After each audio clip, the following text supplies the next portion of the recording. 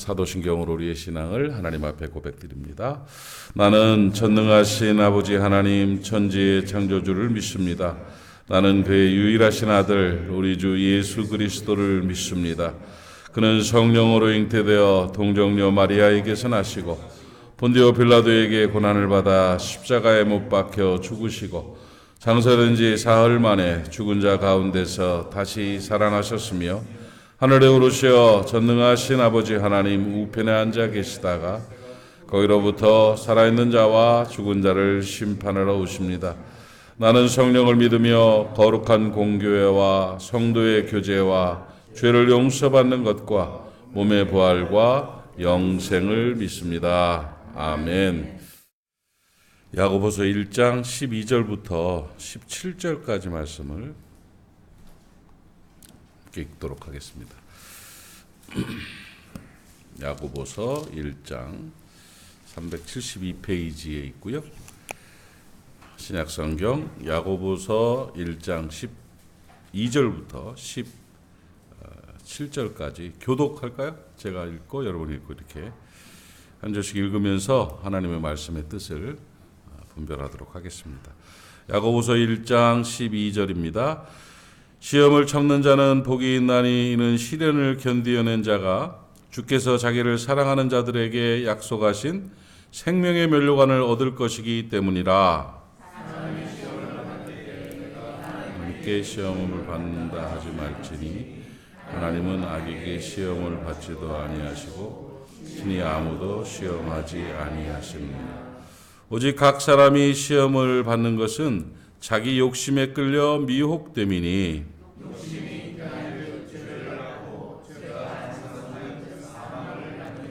내 사랑하는 형제들아 속지 말라. 온갖 좋은 은사와 온전한 선물로부터 빛들의 아버지께로부터 내려오나니 그는 변함도 없으시고 회전하는 그림자도 없으시니라. 아멘. 여기까지 말씀 보겠습니다. 12월 달 이제 한 달을 마무리하면서 월상 예배를 통해서 이 말씀을 함께 나눴는데 영적 전쟁이에요. 정말 우리의 심령, 삶 모든 것들이 영적으로 온전한 것, 좋은 것들을 지키고 하나님 앞에 영광 돌리는 삶을 사느냐, 아니면 흐트러지고 허물어져서 하나님과 멀어지고 진리 밖에 있느냐, 그런 영적 전쟁의 시대를 살아가고 있는데 그 영적 전쟁에서 승리할 수 있는 것을 지혜라고 합니다. 지혜. 우리에게 그런 지혜가 있기를 바랍니다. 마귀는 베드로전서 5장에 있죠. 두루 다니며 삼킬 자를 찾는다.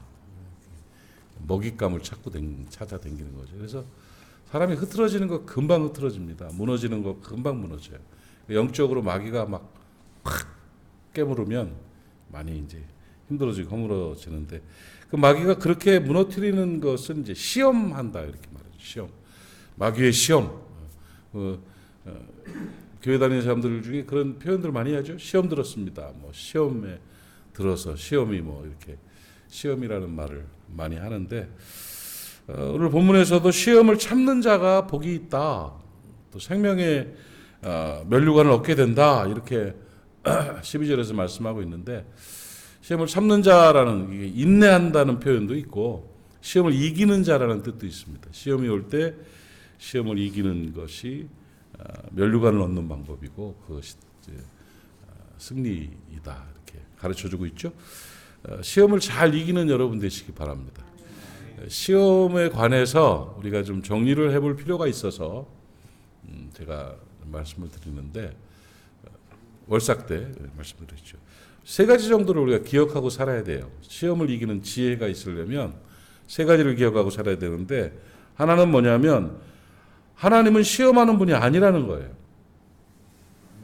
이 이야기를 우리가 마음에 담아야 되는 거죠. 그러니까 1장 13절 말씀 보니까 사람이 시험을 받을 때, 시험이 오거든 하나님이 나를 시험하십니다 뭐 이렇게 말하지 말라는 거예요. 왜냐하면 하나님은 악에게 시험을 받지도 아니하시고 친히 아무도 시험하지 않는 분이다. 그러니까 하나님을 그렇게 째째하게 보지 마라. 하나님은 우리 넘어뜨리려고 시험하는 분이 아니다. 이렇게 말을 하는데 시험을 참는 자, 이기는 자가 복이 있다고 하는데 또 시험은 하나님이 안 하신다 그러면 마귀만 시험하나? 근데 이거를 잘 우리가 구분해야 된다고 그랬죠? 페이라스모스하고 페이라조 이렇게 두 가지로 표현이 되는데 하나님이 하는 시험은 페이라스모스는 테스트라는 거예요. 테스트. 그러니까 학교에서 시험 보는 것처럼 상 주려고 우등생을 뽑으려고 평가를 하기 위한 테스트이죠. 그러니까 그거는 시험이라고 표현하면 안 되는 거죠. 이 마귀가 주는 페이라조라는 시험이 시험이에요. 시험은 그건 템테이션이죠. 유혹이라는 거예요. 유혹. 그러니까 사람이 욕심에 끌려서 유혹에 빠져서 무너지는 그 막 침몰해가는 이런 것들 악한 시험은 페이라조입니다. 페이라조. 이거는 하나님이 안 하신다는 거예요. 하나님이 그래서 사람을 무너뜨리기 위한 시험하시는 분이 아니기 때문에 시험 하나님이 나를 시험하신다 그런 분들 많죠. 자기 잘못해가지고 막 어려움 당하면서 하나님이 축해서 시험하셔서 십자가를 내가지고 뭐 이러면서 하는 분들이 많이 있는데 그거 아니다. 그러니까 그렇게 하나님이 시험하신다고 말하지 마라. 하나님은 상 주기 위한 우리를 평가하시고 단단하게 하시기 위한 테스트는 하실지언정 하나님께서 우리에게 그런 악한 시험을 하지 않는다. 그래서 마귀가 주는 죄의 유혹과 하나님이 허락하시는 테스트는 구분할 줄 알아야 된다는 거예요. 그러니까 하나님이 주시는 시험, 이 테스트는 정말 시험을 당하나 기뻐할 수 있습니다. 그죠? 그러니까 공부를 잘하고 잘 준비한 학생은 시험 볼 때 기분 좋게 시험 보잖아요. 그런 경험 없죠? 그러니까 잘 모르실 수도 있는데 어쨌든 시험 준비가 잘 된 사람은 기분 좋게 시험 보죠. 이게 테스트에 임하는 거죠.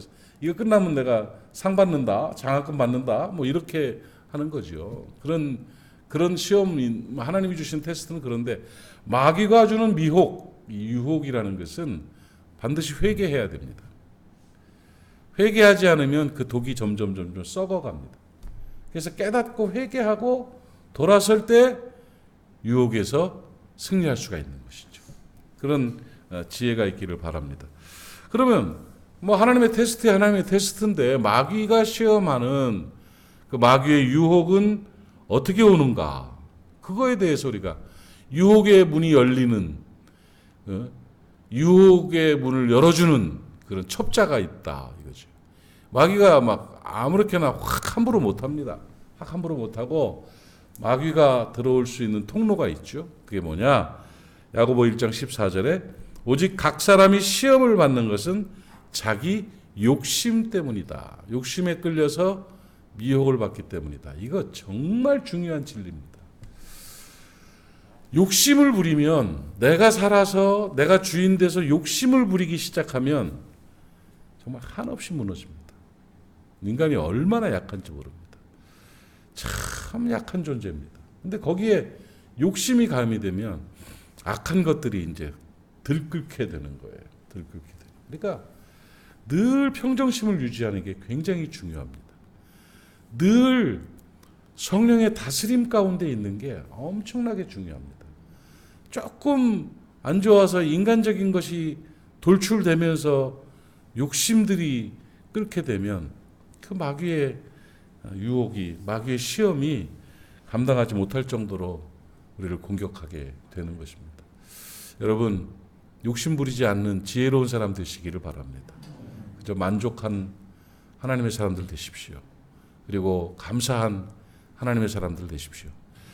차분하게 기분 좋게 들뜨지 말고 사람들을 평가하는 일에 너무 극렬하지 말고 그냥 차분한 기분 좋은 은혜에 감사하는 그런 우리가 됐으면 참 좋겠어요. 요즘 이제 저도 계속 그 다스림에 관해서도 이제 묵상을 하면서 내 자신 속에서 이렇게 생각도 하고 그러는데 이 테스트 얘기가 나왔으니까 이 사람이 자기 영역들이 있잖아요. 영역. 그죠? 아빠로서의 영역, 남편으로서의 영역, 그죠? 또 목사로서의 영역, 친구로서의 영역, 후배로서의 영역, 선배로서의 영역, 내 삶의 그 과목들이 있다고요. 과목들. 그 점수를 이렇게 평가하게 돼요. 그 점수를 내 스스로가 이제 나는 몇 점이나 되나. 그 과외 성적이 좋지 않더라고요. 막 슬플 정도로 내가 점수가 나는 나름대로 최선을 다해서 한다고 했고 잘난 척 뛰었지만 주어진 점수 평가는 연말이 되면서 또 이제 환갑진갑 다지난 어른이 되면서 상황을 이렇게 객관적으로 평가해 보니까 점수가 썩 좋지 않아.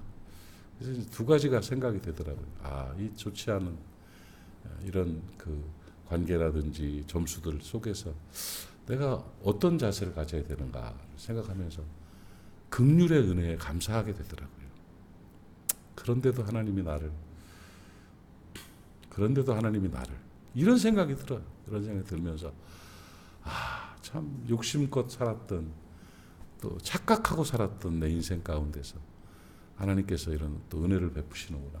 이런 이제 결론은 이제 그렇게 가면서 오히려 더 차분해지고 그런 거구나 하는 것을 직시하게 되는 이런 생각을 하게 됩니다. 뭐 좋은 목사님들이 세상에 참 많고 유능하고 열정 있고 뛰어난 목사님들도 참 많고 좋은 가족 관계 속에서도 좋은 아빠도 많고 좋은 남편도 많고 다 많은 이런 속에서 그 부족한 나를 하나님이 점수도 별로 안 좋음에도 불구하고 이렇게 왜 그 좀 이렇게 떨어지는 애들 선생님이 더 특히 아끼는 애 있잖아요. 그래요. 저도 양육하다 보면 저 사람 분명히 떨어지는 사람인데 유능한 사람보다 훨씬 마음이 가는 그런 느낌, 하나님께서 이렇게 불쌍히 여기시는 그런 느낌 속에서 오히려 평안을 누리게 되는 이런 상황들이 있더라고요. 여러분 마음 높이지 마세요. 마음 들뜨지 마세요. 욕심 부리지 마세요. 돈요 그 정도면 됐고요. 사는 거 그 정도면 됐고요. 하나님 앞에서 또 사명을 감당함도 그 정도면 됐어요. 그러니까 너무 많은 것들 속에 자기 점수가 높은 줄로 착각을 하고 더 많은 걸 따내기 위해서 막 욕심 부리다 보면 평정심을 잃게 됩니다. 그러면 사람이 평안도 없어지고 또 감사도 없어지게 되는 거예요. 그러니까 늘 차분하게 그러나 기분 좋게 지혜롭게 살아갔으면 참 좋겠습니다. 마귀는 욕심이라는 걸 통해서 미혹한다는 거예요. 미혹이 낚싯바늘이라는 뜻이에요. 코 껴가지고 당겨내는 거예요. 그럼 죽는 거예요. 그죠? 그 넓은 물속에 살다가 그 낚싯바늘 걸려가지고 후라이팬에 올라가는 거예요.